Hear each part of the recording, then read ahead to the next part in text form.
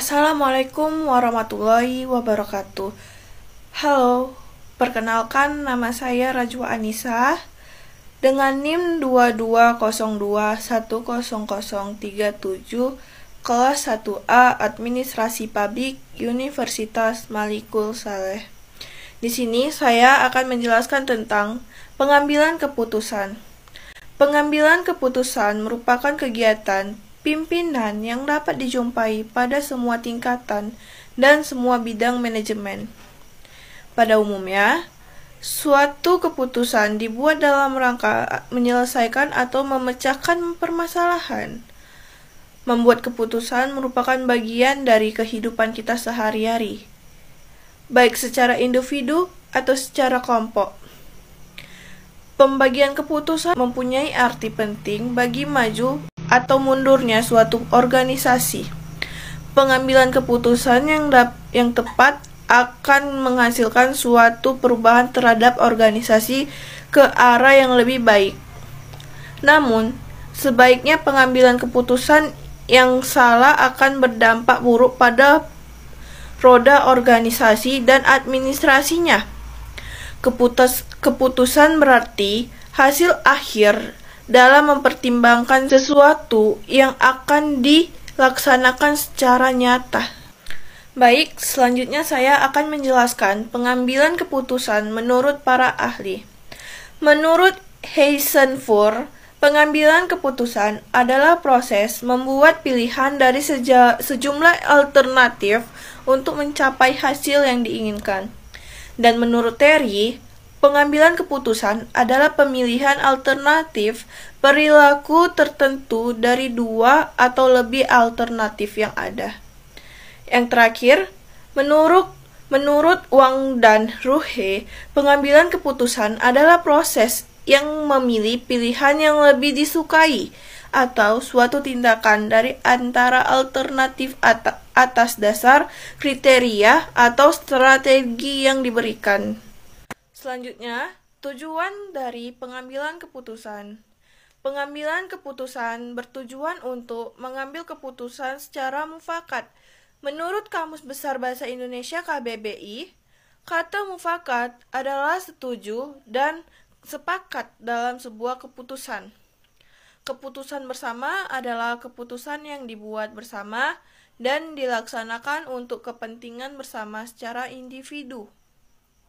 Organisasi atau perusahaan tidak menginginkan masalah mempersulit langkah usaha bisnis mereka.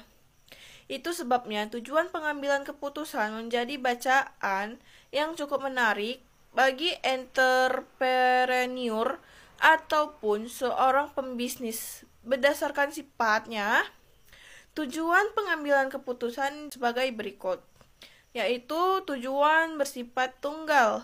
Tujuan ini berdasarkan sifat tunggal mengacu pada pengambilan keputusan yang dilakukan karena hanya ada satu permasalahan saja. Selanjutnya, tujuan bersifat ganda. Di tujuan sifat ganda ini, pengambilan keputusan yang didasari karena terjadi lebih dari satu masalah. Selanjutnya, saya akan membahas tentang proses pengambilan keputusan. Proses pengambilan keputusan dapat dilakukan melalui beberapa cara yang bisa disiapkan. Proses pengambilan keputusan yang pertama tentu saja mengetahui terlebih dahulu permasalahannya.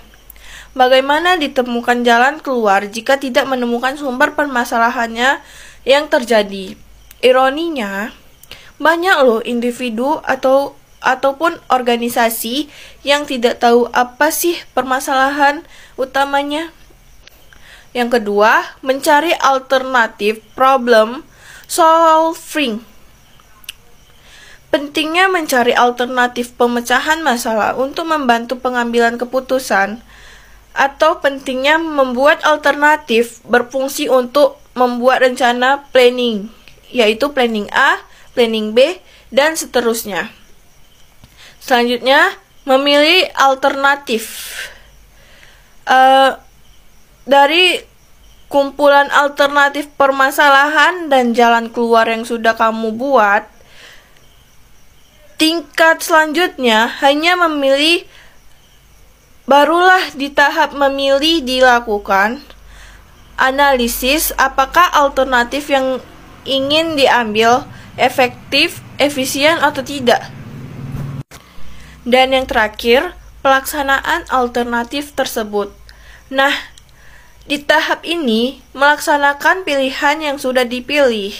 Jadi, bisa mempraktekkan atau mengaplikasikan ke permasalahan di lapangan. Selanjutnya, saya akan membahas faktor pengambilan keputusan. Faktor yang mempengaruhi pengambilan keputusan, setiap orang memiliki kecenderungan dan alasan masing-masing. Namun, secara umum, pengambilan keputusan akan dipengaruhi beberapa faktor sebagai berikut. Kesatu, faktor masa lalu. Faktor yang paling umum dan hampir semua pemimpin memiliki masa lalu.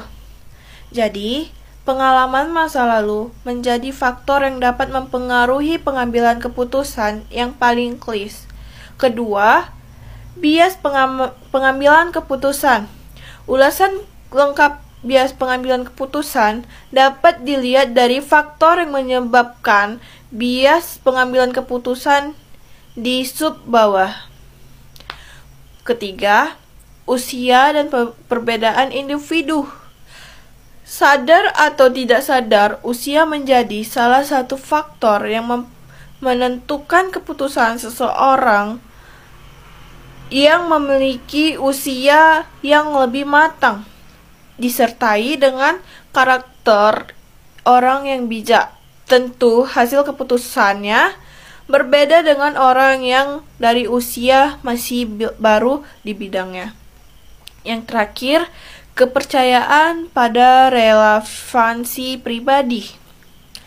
Ternyata faktor yang mempengaruhi pengambilan keputusan juga dapat mempengaruhi oleh kepercayaan pada relevansi pribadi masing-masing juga loh.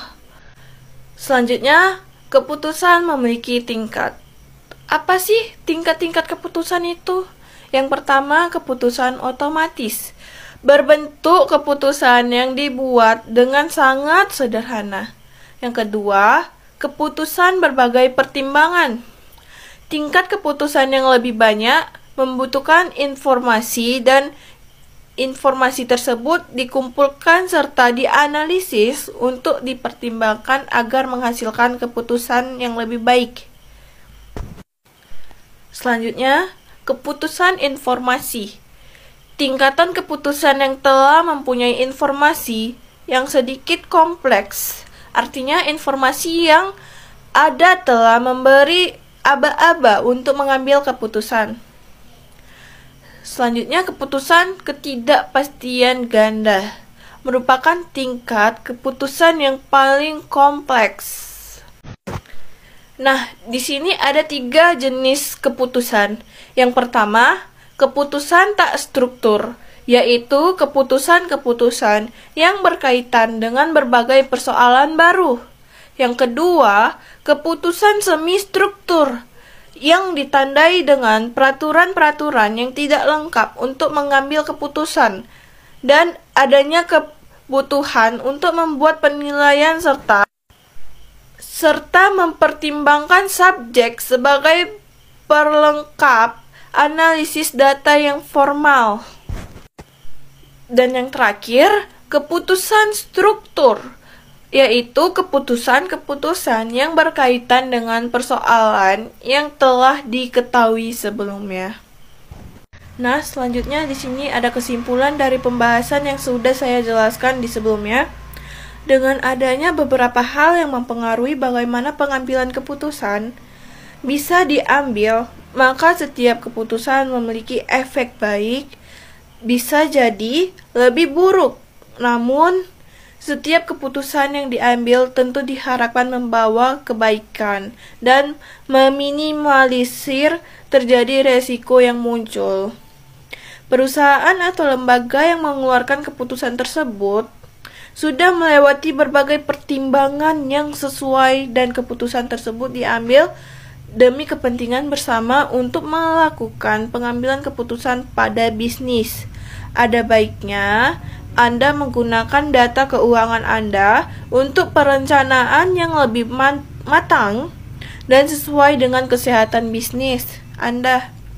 Misalnya, jika Anda mengalami kerugian, akan lebih efektif untuk melakukan penghematan dan evaluasi pada pos pengeluaran bisnis daripada melakukan ekspansi besar-besaran, bukan? Oke. Baik, sekian dari penjelasan saya tersebut. Saya tutup dengan Assalamualaikum warahmatullahi wabarakatuh.